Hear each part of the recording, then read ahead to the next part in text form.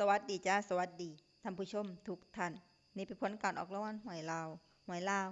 พัฒนาประจำวันที่23มิถุนายน2569รางวัลเลข2ตัวล่างเลขที่ออก57รางวัลเลข2ตัวบนเลขที่ออก21รางวัลเลข3ตัวบนเลขที่ออก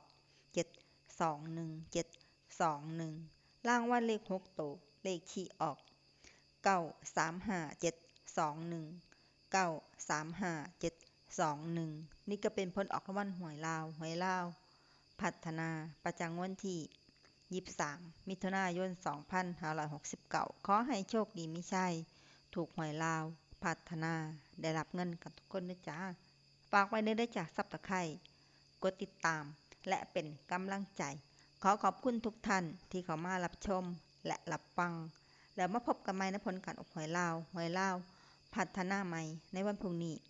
สำหรับมื้อนี้ขอบคุณและสวัสดีจ้า